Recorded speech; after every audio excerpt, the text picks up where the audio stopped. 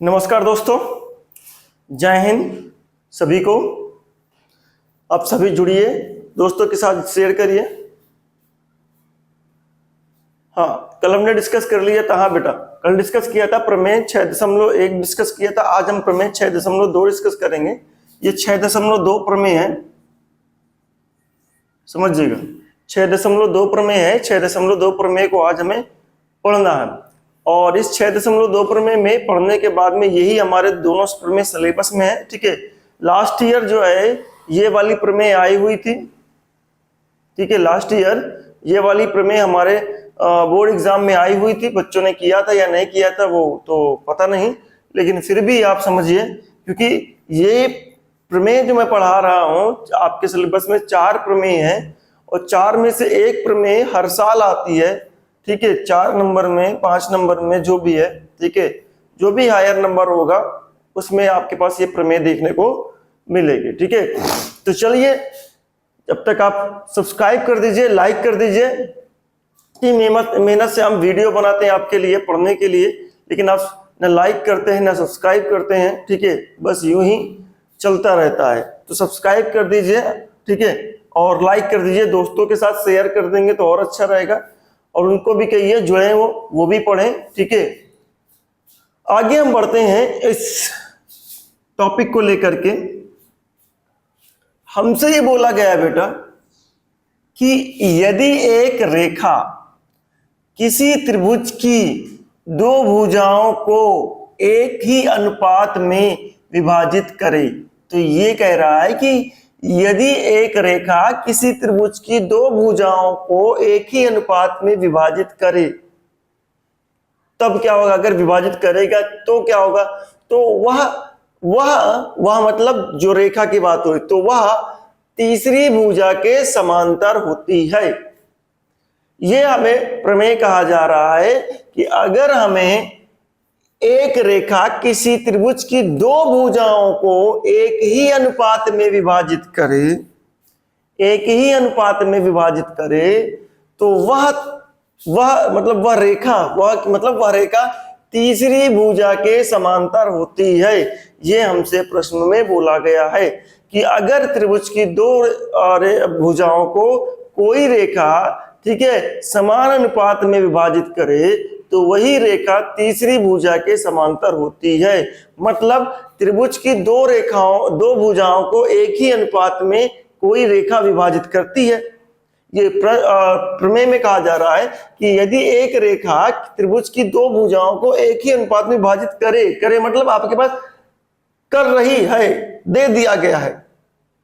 ठीक है, ये बात आपको मेंशन कर दी गई है कि ये दे दिया गया बेटा कि आपके पास 2 भुजाओं को एक रेखा 2 समान अनुपात में विभाजित करती है। तो हम एक त्रिभुज बनाते हैं बेटा।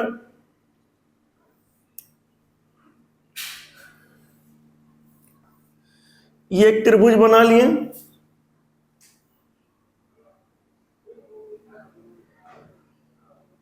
इस त्रिभुज एबीसी में एक त्रिभुज है हमारे पास एबीसी। उपपत्ति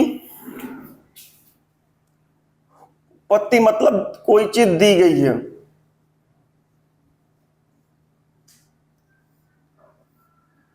उपपत्ति में क्या दिया गया? एक त्रिभुज एबीसी त्रिभुज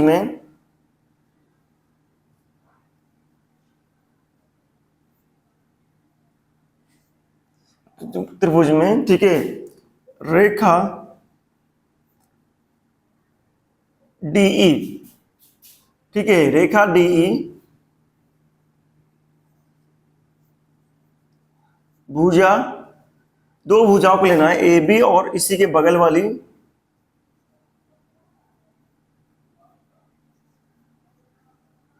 बीसी को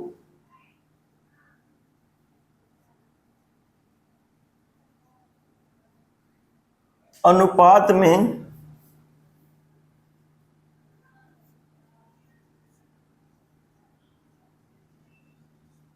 विभाजित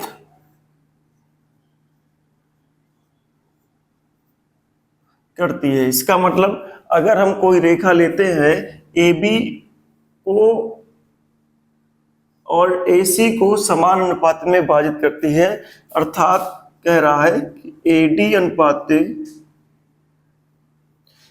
अनुपात BD बराबर AE अनुपात EC। ये चीज दे रखी है आपके पास में, ठीक है, ये कह दीजिए दिया।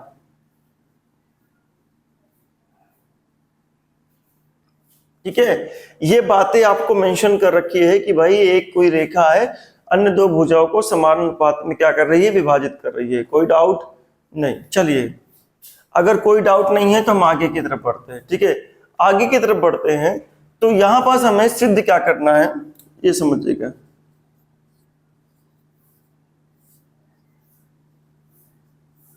सिद्ध करना है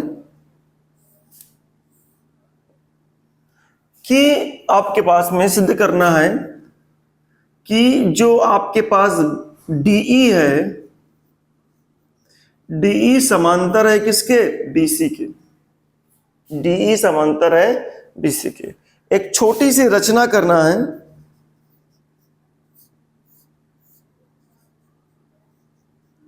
माना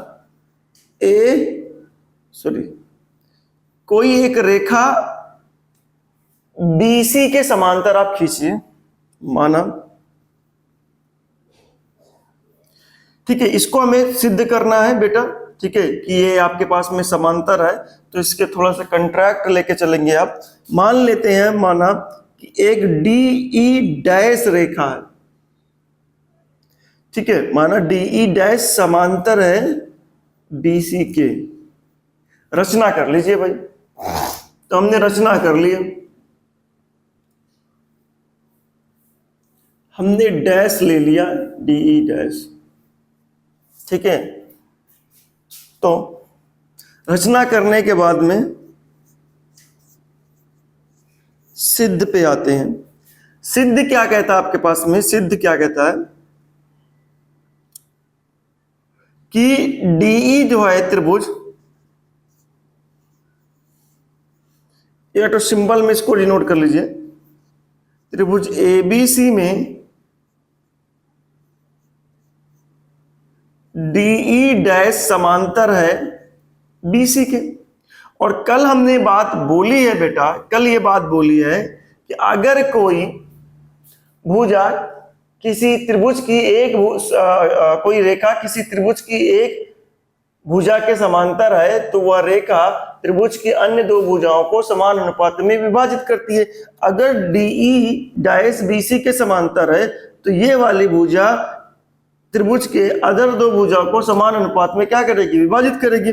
तो मैं कह सकता हूं कि जो AD का अनुपात है BD के साथ AE dash upon E dash C के बराबर होगा, ठीक है। और अगर इसके बराबर होगा तो समीकरण नंबर, इसको क्या कहेंगे आप,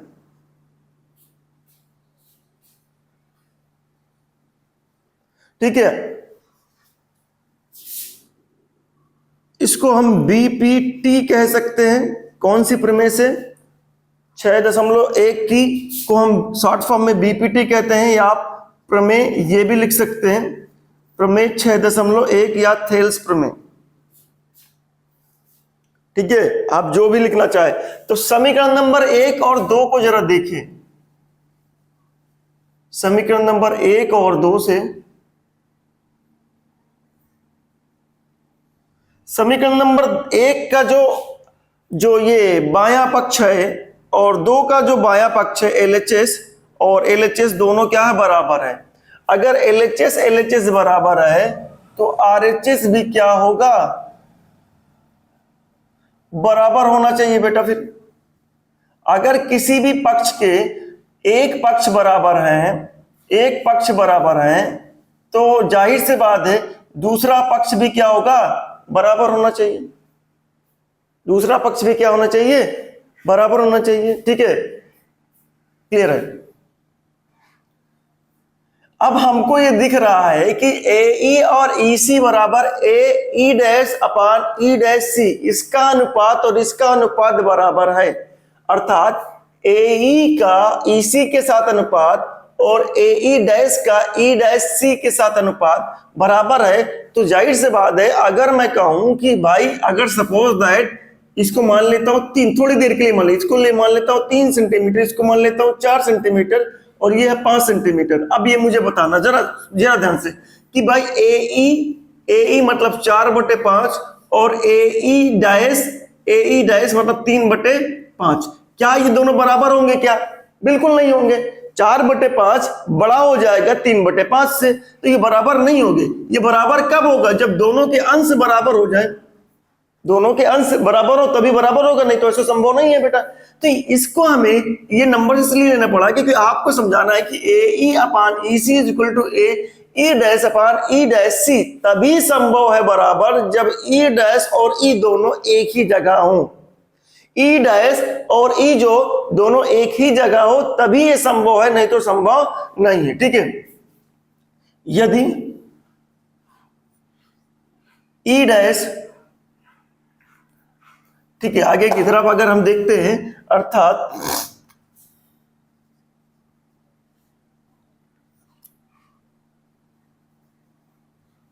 इससे यह सिद्ध होता है कि E और E डैश संपाती बिंदु है, मतलब एक ही जगह पे संपात, जो कोई दो बिंदु एक ही जगह पे होते हैं तो हम संपाती कहते हैं बेटा। E और E डैश संपाती बिंदु हैं, ठीक है, इसलिए AE बराबर EA डैश, AE डैश की वैल्यू क्या होगी? बराबर होगी। जब बराबर होगी तो हम ये कह सकते हैं कि जब E और E डैश संपाती हैं, AE बराबर है, तो अर्थात DE डैश बराबर DE दोनों सेम ही है। दोनों क्या है? दोनों समान है। और जब दोनों समान है तो हम ये कह सकते हैं DE समांतर हो जाएगा फिर BC के। DE समांतर हो जाएगा BC के। जब समांतर हो जाएगा तो यह सिद्ध हुआ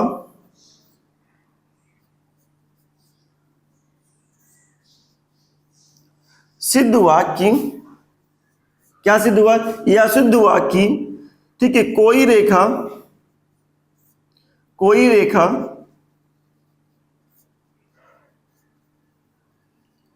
त्रिभुज की दो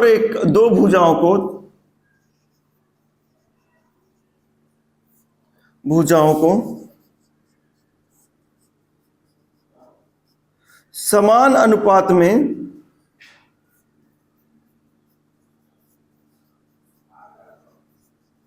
विभाजित करती हैं तो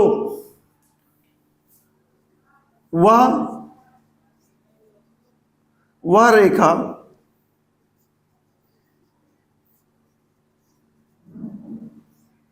तीसरी भुजा के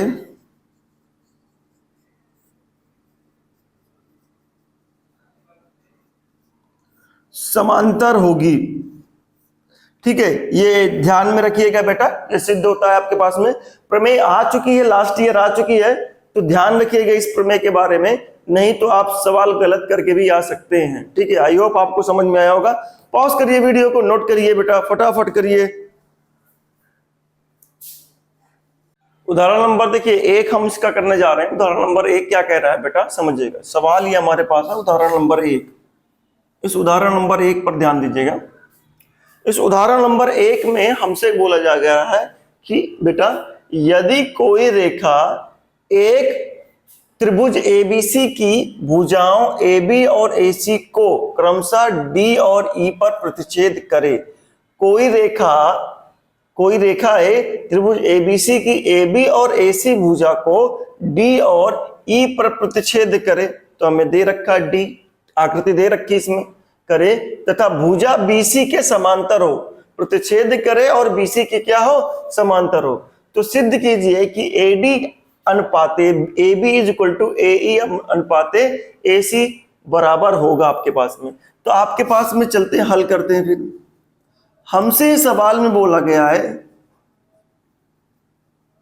त्रिभुज एबीसी में एक बात बोली गई, त्रिभुज एबीसी में वो बात ये है कि डीई जो है वो समांतर है किसके, बीसी के।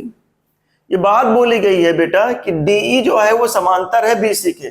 बोला है जो रेखा AB और AC को D और E पर प्रतिच्छेद करती है करे तथा भुजा BC के समांतर हो, यानी BC के समांतर भी हो और आपके पास में D और E पर AB और AC को प्रतिच्छेद करे, तो इसका मतलब DE समांतर BC, ये दिया गया हमें।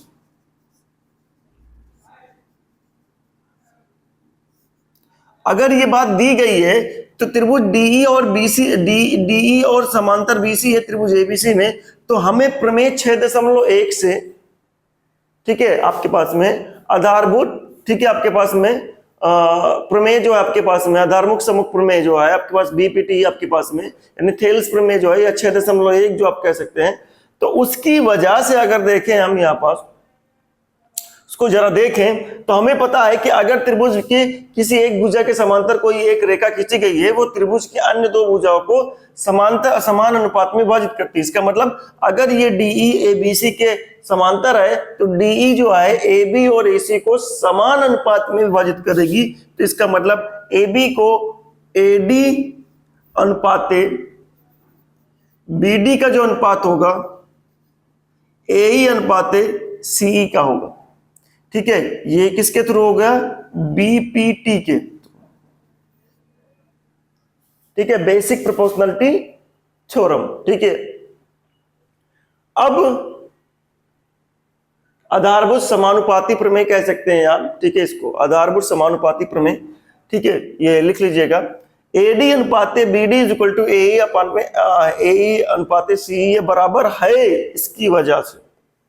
अब जब बराबर है तो हमें तो सिद्ध करना ये, देखिए एडी और एबी का अनुपात दिया गया ए और एसी का, लेकिन यहाँ एडी और बीडी, बीडी की जगह पर एबी लाना है और एसी की जगह पर सीई की जगह पर एसी लाना है, तो आएगा कैसे, चलिए एडी का अनुपात बीडी के साथ है तो हमें एबी लाना है, तो अगर मैं बीडी में एडी ऐड कर दूं तो एबी बन जाएगा, लेकिन बीडी में एडी ऐड कैसे करूं, ये तो हर में है, हर में कोई संख्या अपनी मर्जी से ऐड तो की नहीं जा सकती है, अंश में की जा सकती है, हर में नहीं की जा सकती है। ठीक है, चलिए फिर आगे बढ़ते हैं। इसी तरीके से AE अनुपाते EC है, तो अगर EC या CE में मैं AE को ऐड कर दूं तो AC बन जाएगा, तो इसमें भी मैं नहीं कर सकता।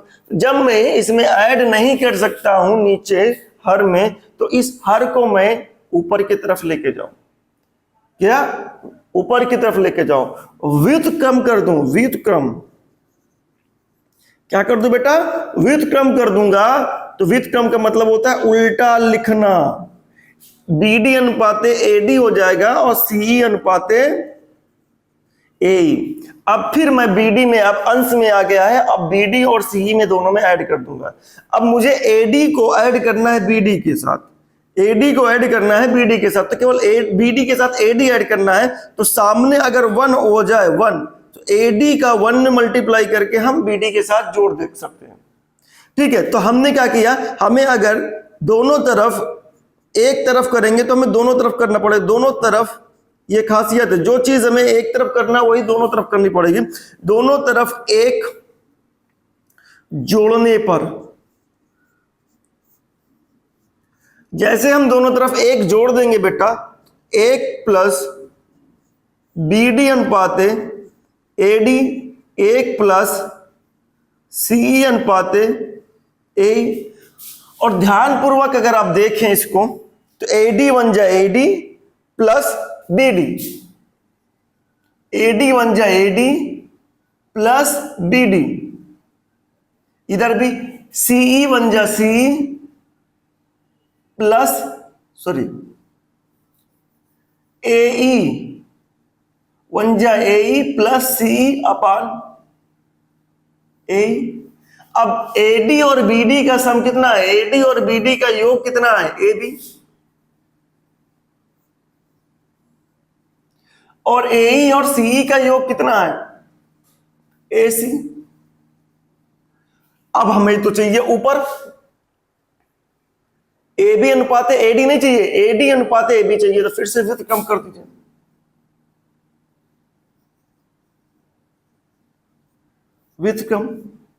विध कम करने पर AD अनुपात AB मिल गया, AE अनुपात AC, यही तो हमें चाहिए था, सिद्ध हुआ,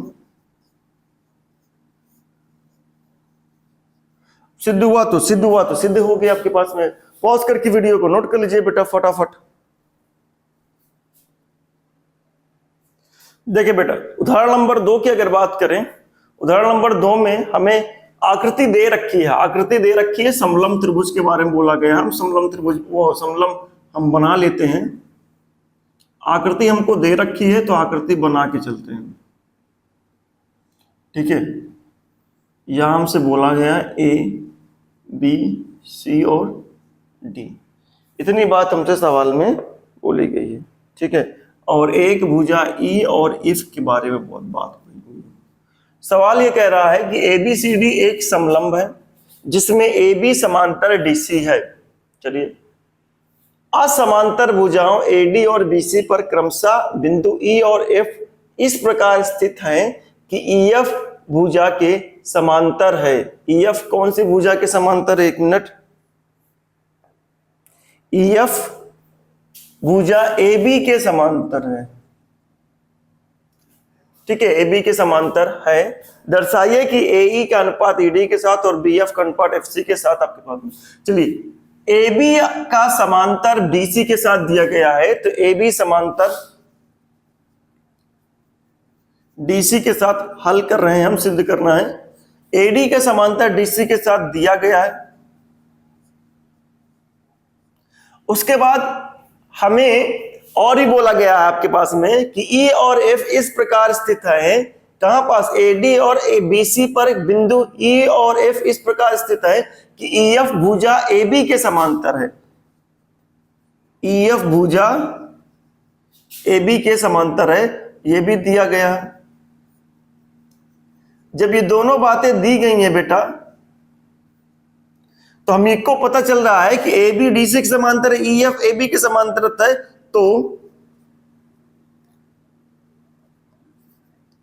तब AB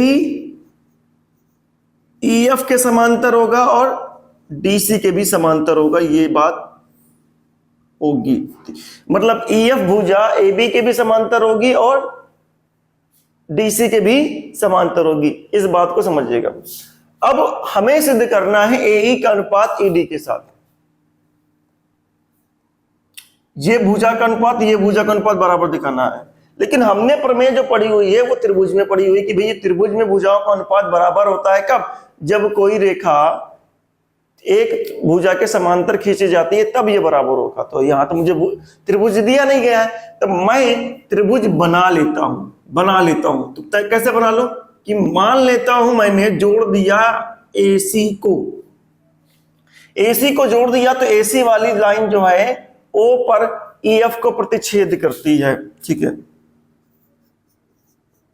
माना AC को जोड़ने पर, ठीक है, AC, ठीक है, EF को O पर प्रतिच्छेद करती है।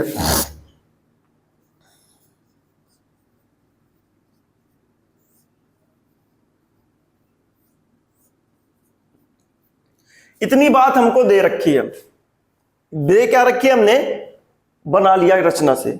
अब जब बना ही लिया है तो आगे की तरफ चलते हैं।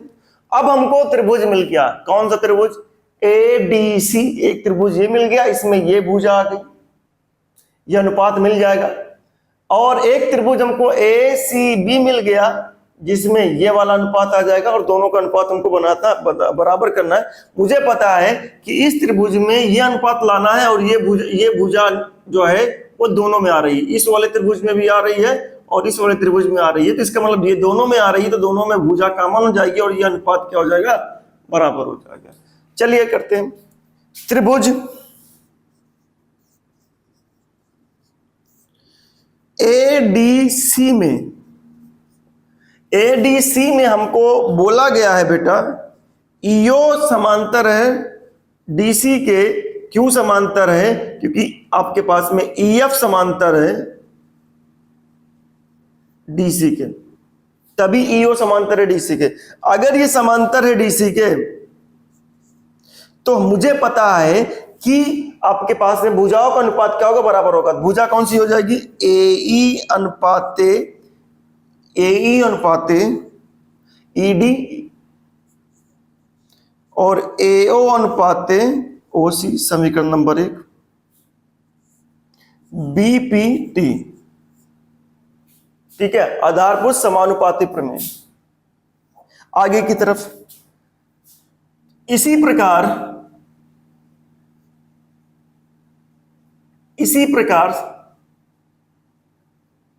त्रिभुज इसमें एबीसी में ओएफ समांतर है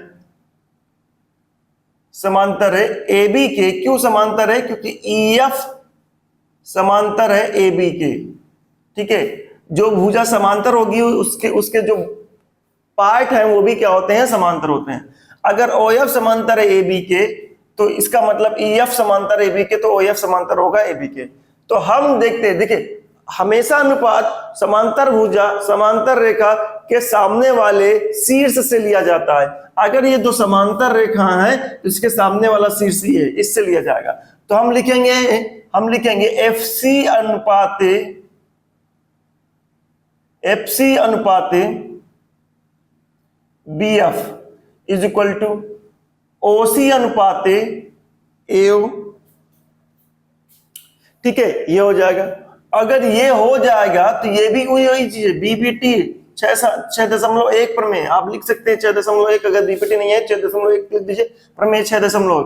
एफसी की वैल्यू का अनुपात बीएफ के साथ किसके बराबर है, ओसी अनुपात एओ के। आगे से देखिए इसके आरएचएस के सेगमेंट तो सेम है लेकिन ये उल्टा है, एओ और ओसी, और उधर ओसी और एओ, उसको सीधा कर लीजिए, ठीक है। व्युत्क्रम कर दीजिए, इसका व्युत्क्रम करेंगे तो बीएफ अनुपाते एफसी हो जाएगा, एओ अनुपाते ओसी हो जाएगा। समीकरण नंबर 3। समीकरण नंबर 3 और 1 पर अगर ध्यान दें, समीकरण नंबर 3 और 1 पर अगर ध्यान दें तो क्या मिलेगा कि दोनों की आरएचएस यानी एक पक्ष बराबर है तो दूसरा पक्ष भी क्या होगा, बराबर होगा। समीकरण नंबर 1 और 3 से देखा गया तो एक पक्ष जो है आरएचएस वो बराबर है तो एलएचएस भी क्या होगा बेटा जी, बराबर होगा। और इसी को मैं क्या करना था, सिद्ध करना था।